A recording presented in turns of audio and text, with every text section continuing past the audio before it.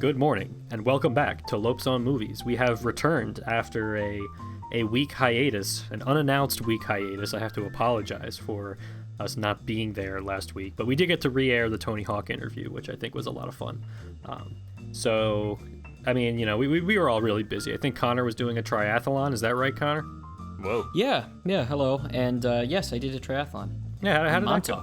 Montauk, New York. It went well. I didn't have a real bike. I had a mountain bike instead of a road bike, and I would suggest anyone who wants to do a triathlon to not do that because it is significantly slower. And it's like I talked to a cycling coach after the race, and he said me using that bike was like bringing a donkey to a horse race.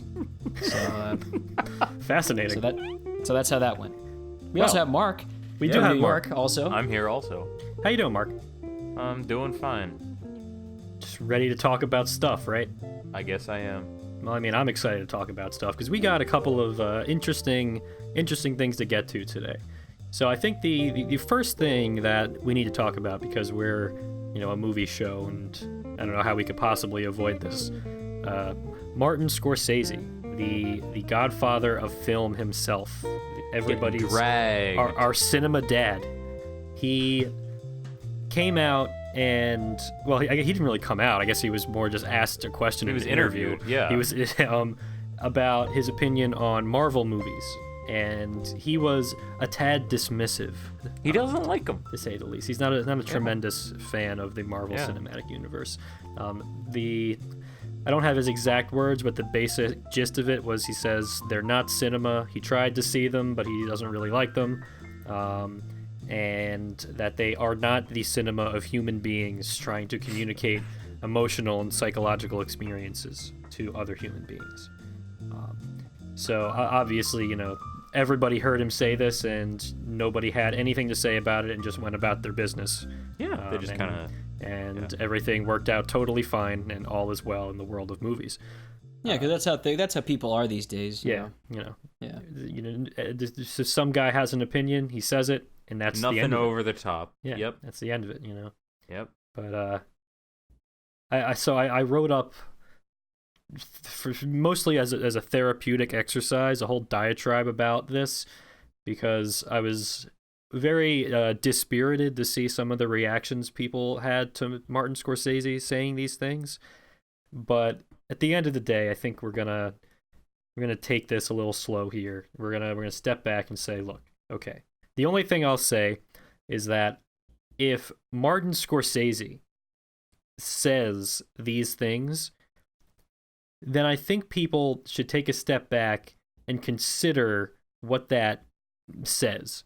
Because Martin Scorsese is not just some random schmuck. Martin Scorsese is probably the biggest champion of film maybe that there's ever been, especially in America. I mean, this guy has dedicated his entire life to the pursuit of making films visible to people. Like, foreign film in America, for example, was barely a thing before Scorsese started really pushing it, and getting people to see these movies. And in addition to his own movies, which are one of the unique aspects, they're pretty good, I would say. Well, they're pretty good, for sure. Is that your... Yeah, that's what you would say, huh? Well, one of the unique aspects of Martin Scorsese's movies is that they're these very challenging and, like, morally complex films that are also very broad. Like, they play to a wide audience, right? It's not like he's making these niche art films that only 5 people see at, like, an indie theater in New York. No, he's making movies for mass audiences that are also very challenging and deep and interesting. So that's a special thing. It's sort of been his life's mission, is like making just smart about movies. A bunch of mafia dudes. Please stop. Shooting each other. Please stop. I swear to God, pasta. Mark, I will end you. I cannot take any more of this nonsense from people that do not understand a thing about Martin Scorsese. What do you mean? You a wise guy? All right, I'll take my leave. All I'm saying is that Martin Scorsese is not just some random idiot off the street or some guy on Twitter with an undergrad film degree guy saying Marvel movies are trash. This is Martin Scorsese, not even saying they're trash. He said they're well made, and that the actors are doing the best under the circumstances. It's just that what he said, I think people need to take a look at, because it's valuable. You know, this guy has something to say. This guy has opinions that mean something. Let's consider why he might have said that, instead of just reactionarily going, no, he's just old and out of touch, or, you know, he doesn't get it.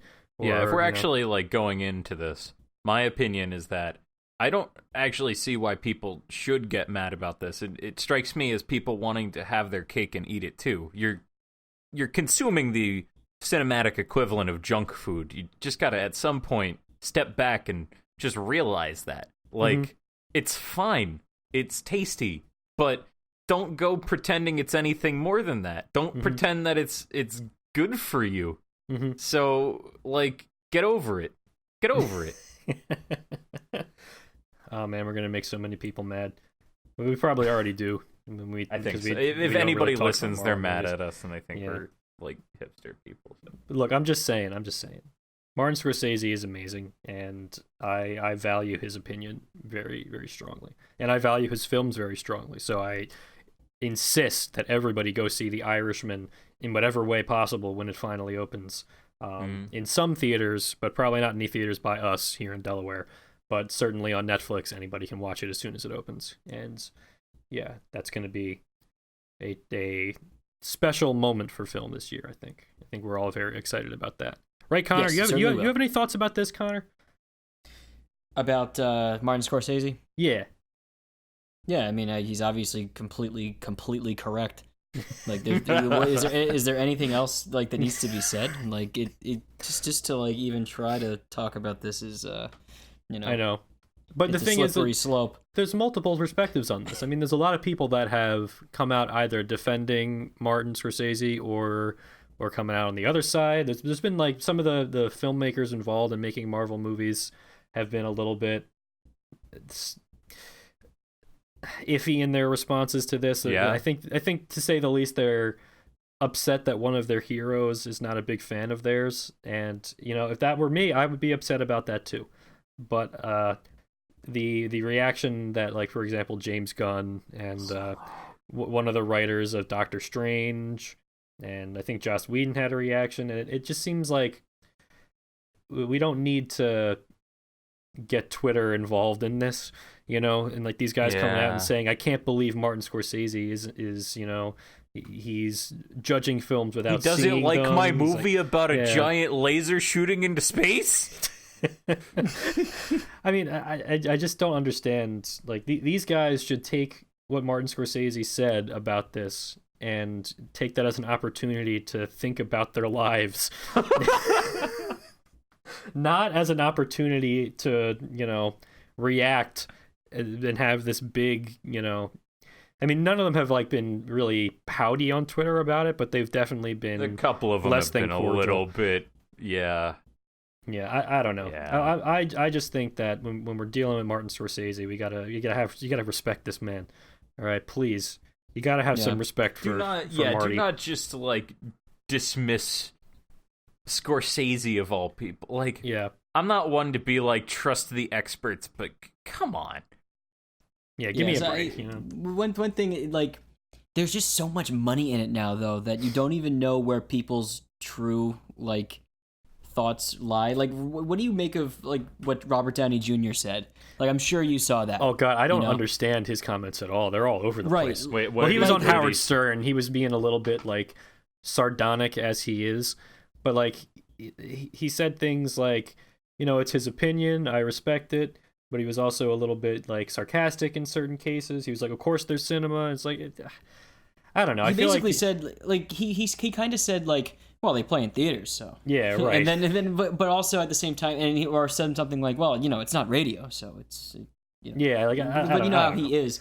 Like, his personality in real life is kind of like his personality in every movie he plays I think in. he. But you're talking about a guy here who's made how many millions, like, being in this stuff? I'm pretty sure he's made $1 billion. That reminds me. That was actually really funny in the interview. He and this just goes to show his sense of humor. And I can't read him, but he said something like, I'm part of the problem if there is a problem, and I was glad to be part of the problem. Yeah, exactly.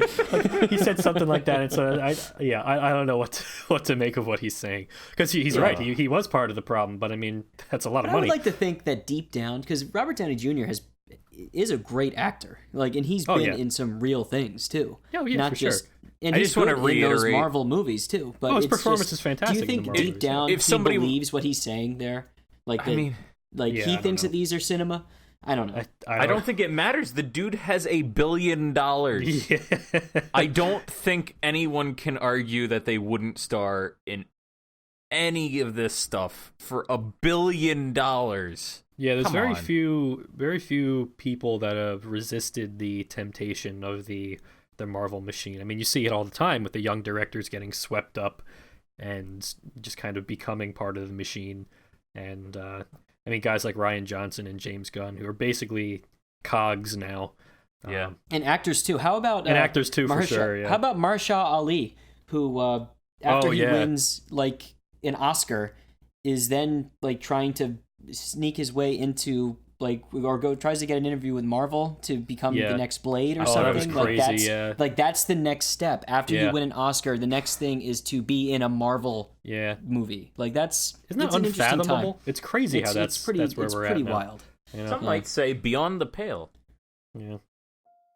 Well, I don't know, guys. I just it irked me a little bit just to see the disrespect that Martin Scorsese was getting, and I think that just goes to show with kind of this. As the idea of intellectual property being the number one thing selling movies kind of continues to take hold. I mean, we're not going to talk too much about Joker right now just because we don't really have a lot of time, but I don't think anybody other than film nerds knows who directed that. I mean, we know it was Todd Phillips, the guy who directed the Hangover movies, but most people just see, a serious Joker movie. I want to see that. So we kind of have this... Yeah, no, they definitely don't. And I just think we're living in this world, we're living in a society, I should say. I know. Where people tend to think less and less about the filmmakers themselves and more about just the product. So the artist in this case, why should they respect Martin Scorsese? He's just some guy who makes movies. Who cares about that? I care about the Joker. I care about. Yeah, has he ever Spider-Man. made the Joker? Yeah. Huh? So it's, I don't know. There's a lot of disrespect for artists these days. Do you think people know why they even asked Scorsese that? I don't think so. Actually, that's a great point. I mean, particularly obviously, and again, only film people know this, but the Joker is so obviously heavily inspired by two Martin Scorsese movies, the Taxi Driver and The King of Comedy. I think it's kind of ironic that there's all these superhero film fans that are jumping on Scorsese while eating up this Joker movie that's essentially Scorsese light. It's very, very amusing. Interesting times, everybody. Interesting times. But I will stop short of saying I have an opinion on the Joker because I have not seen Joker. So do not take my comments as a review of the Joker. Because obviously you can't review a movie if you haven't seen it, so I have no opinion on the Joker. And I think that we're just going to leave it at that. I'd agree with that statement. Yeah. So let's switch gears a little bit because I want to talk about something that's a little bit more, not necessarily positive. It is positive, but something that I'm more kind of passionate about in a good way. So you guys are obviously in the know. You know Genndy Tartakovsky. Oh yeah. Oh, of course. So Dexter's Lab, the Powerpuff Girls, Samurai Jack. If you guys listening to this are not aware, so Genndy Tartakovsky is one of the most creative directors of animation in America. He made Hotel Transylvania. He did, but that's besides the point. So let me step back for a sec. I don't think we've ever talked about animation on this show before, or any animated films, right? No, I don't think we have yet. Does Godzilla We've talked count? about it before. Not really. Okay. Does Detective Pikachu count? No. Okay. Then no. Then no. Yeah, we've never talked about just a straight animated movie on this show. But I think it's safe to say that all of us really love animation, just as an idea in and of itself. It just so happens that there's very few American animated films that are really worth talking about. which is kind of disappointing, but it is We came true. pretty close to talking about a con movie, but Sure, but that's not American. that's true. And we might get to that later on for all Yeah. you anime fans. Basically, out there. the only animated films that are of any relevance in this country are produced by Pixar. Yeah, that actually and- are of quality. well, and here's even the- they have some. Well, the interesting thing moments. is that the animation industry, at least the film side of the animation industry, because TV is a slightly different beast, but the film side is stuck in this kind of rut of the Disney-style family film or an adventure film, where like the vast majority of animated movies that are made are more or less the exact same kind of movie that are targeting the exact same kind of audience. This accounts for even the good ones, because Pixar pretty much follows the same formula Yeah, even for every Pixar. movie. Yeah, And they're very thoughtfully made and emotional and good films, but they are still following that same blueprint, that same kind of formula. So Yeah. you don't really see much different kinds of storytelling in animation, which has led some people to think of animation as a genre, where really animation can do anything. There's no reason why an animated film couldn't be a horror film or couldn't be an action film or couldn't be literally anything. It's just that we're so used to seeing the exact same kind of animated film that it's almost become ingrained in American culture that this is what an animated film is supposed to be. And that stigma is still pretty potent, that animation is largely kids stuff and that it's kind of a lesser form of filmmaking than live action, which is actually really funny. There's just a brief aside. There's Genndy himself has talked about how this stigma kind of pervades everything he tries to do. There was one point where there were discussions about him directing a live action movie. I think there was talk about a Samurai Jack live action movie at one point. And one of the producers asked him, "Oh, so you're ready to graduate now?" And he told him in some not safe for radio terms that he was not interested. I really because it's so I do insulting, like- I can't even fathom that. Like the art of animation is so incredible and varied and interesting, and there's so much cool stuff you can do with it, that the idea that like live action is just some inherently better form of filmmaking is so obnoxious to think that. But Oh no! yeah. Oh god, I've definitely run into that. Oh yeah, Yeah. The older generation definitely has that sort of stigma about it. for sure. So basically, outside of Japan, because obviously anime is a pretty varied thing, which we haven't talked about on this show too much, because you want to try to you don't want to Yeah, we bring want to shame talk about yourself. anime. Yeah, you don't want to talk about anime. Come on. But we probably will at some point. But so outside of Japan, it's very difficult for animation directors to really produce anything that isn't either for children or is like a broad comedy for adults, like on Fox or Adult Swim or something. Yeah, just some of the edgy things, basically. Because that's one of the other models, like on television, which is like slightly different from on in movies. Like there's a ton of animated shows on TV, but they're either children's shows or like raunchy adult comedies. I gotta admit, there's a lot of really good stuff in that genre. No, absolutely. I but can't say there's not, but it's still like this is It's what animation somewhat has to limiting. be. Yeah. Right? And so Genndy is one of the very, very, very few filmmakers working in animation that completely bucks that trend. And honestly, I can't think of any in America that are really doing anything different now that I think about it, like because nobody's really gotten that chance, And I Yeah, I think can't think of Yeah. any American like non-kids show animated non-comedy off the top of my head other than something that Genndy has made. Right. So what we're really here to talk about is that we've built up Genndy Tartakovsky. He has a new show airing on Adult Swim, and it's called Primal. The basic premise of the show is very simple. It's this kind of pulp fantasy story starring a caveman and a dinosaur that team up kind of to survive this harsh prehistoric world, right? Very simple premise. But before we kind of like get into it a little bit, I want to take a step back and talk just a very brief bit about kind of Genndy's general filmmaking style, which of course necessitates a little bit of discussion of Samurai Jack, which, for the record, is one of my very, very favorite things ever. And Good stuff. some of the best filmmaking you're gonna see, out there. Like it honestly is.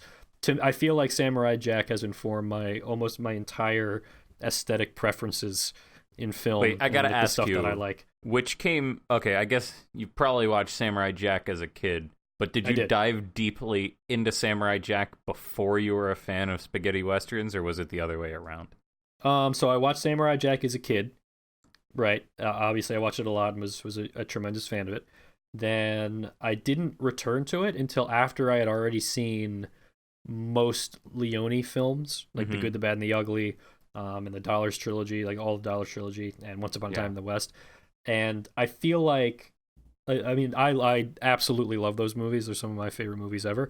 And I feel like Samurai Jack is what maybe primed me for getting those movies and understanding what they're doing. Yeah. But then when I went to revisit Samurai Jack, it was like, oh my god, this is it. This is filmmaking. This is what I've been searching for my whole life.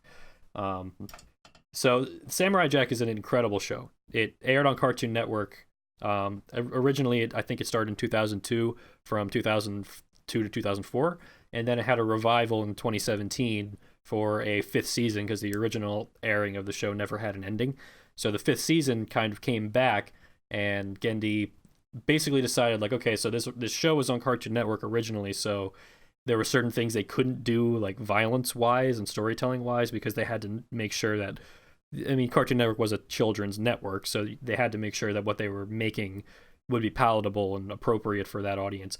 But it really plays best to a more sophisticated audience, I feel like. Which an is audience strange, yeah. Yeah, it's kind of interesting because Genndy's entire filmmaking style is very slow and eschews dialogue for almost the vast majority of it. Like, he likes to tell stories primarily visually and with music instead of having it be dialogue driven, which is obviously completely different from the vast majority of television, especially animation, which is very, very talky. To my knowledge, they actually did not write the script first, but storyboarded first, and then fit the talking around the rest of it. Yes. So the way that Genndy produces shows is, like you said, everything is storyboarded. That's how they tell the story, and then they fill in where they feel like dialogue needs to be as they go. Because honestly, like, filmmaking is a visual medium, and the best way to tell a story in a visual medium is with visuals, right? Then I think that's kind of why Samurai Jack and why Genndy's work in general resonates so much. It's because has this very evocative visual style that really takes full advantage of the medium that he's working in. Which is so interesting because there's so few shows or anything now that do this. Even animated shows. It's all driven by the dialogue, and like it's not produced the same way with the same quality and craft in the art. Even movies. It's really just right. It's just made movies, TV, even animated TV shows too. Like it's just they have like the character models. They don't move. I think that's another thing about Genndy's art style is that it changes. It's redrawn. It's clearly drawn. No, it's real traditional 2D animation. Right. Exactly. It's not necessarily going off model like certain other stuff that would use off model as a way of like getting more movement into characters.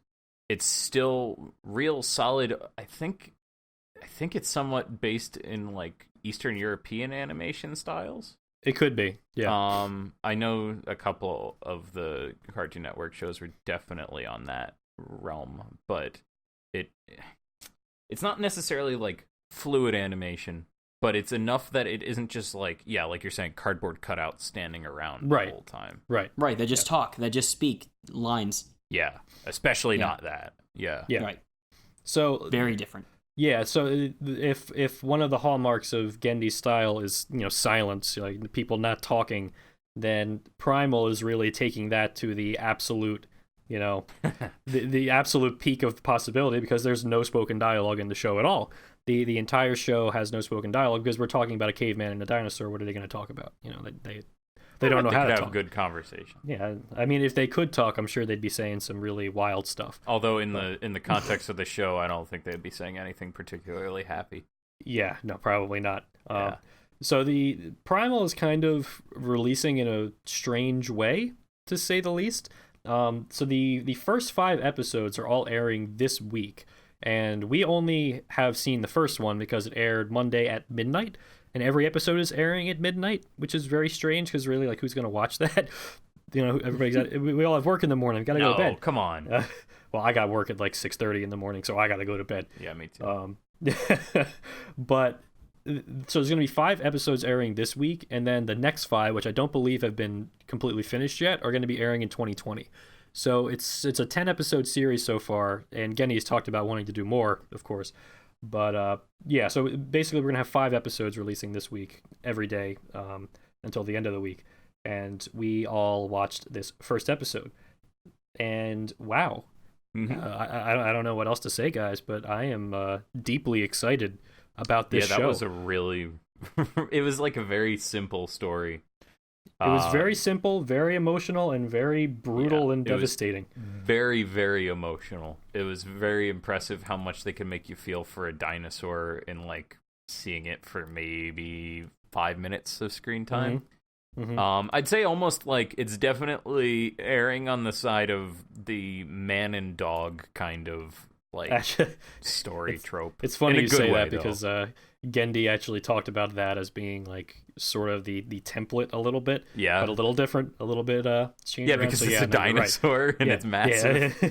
That's essentially right though. I mean, the thing it's a that good really, thing though. Yeah, I mean, so the action in this is as strong and creative as Gendy's animation's always been, and man, the art is like really, really interesting. Like, I love the way the backgrounds look. Yeah, they have this kind of weird, almost like watercolor kind of look to them. It feels kind of like, honestly, it's not too far off from Samurai Jack, but it definitely has its own vibe to it. It does for sure. Very unique. It's a more detailed. It felt very Samurai Jack, and then it punches early. Yeah, it does. Man, like, absolutely. The way you feel something in watching this more so than anything I've ever watched animated in years, I think. Yeah, I would almost right from the start. It's I a was gut hooked. punch. It's a gut punch from the beginning. It was brutal, and then they get you again. Soon, like not that long into the first episode. Oh my goodness! And then they tie it all. Oh, it's guys, good. This is this is something. It goes the to kind dark of thing places really fast. It does. Like, it honestly, does. actually, the weird thing is, the only thing I can think of, and I guess this is actually a really high compliment, is Don Hertzfeldt's It's Such a Beautiful Day trilogy, as far as like stuff that gut punches you more in animation.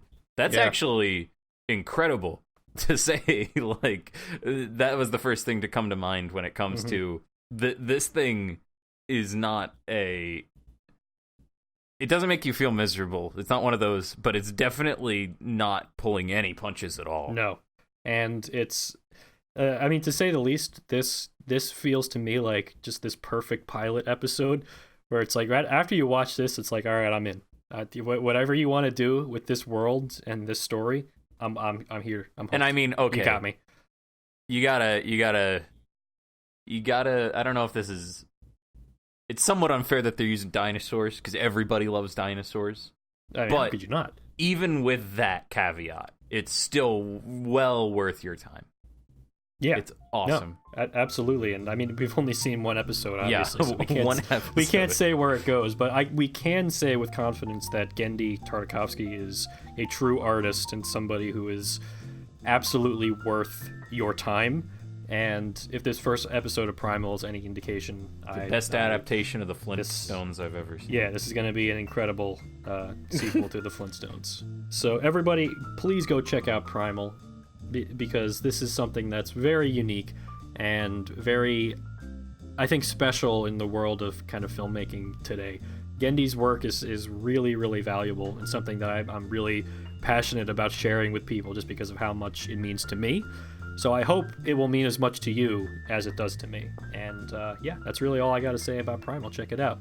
Every night at midnight, set your DVRs, watch it after work, do what you got to do. And after that, go watch a Martin Scorsese movie and educate yourself on the master himself, because man, there's quite a few people out there that need to do their homework.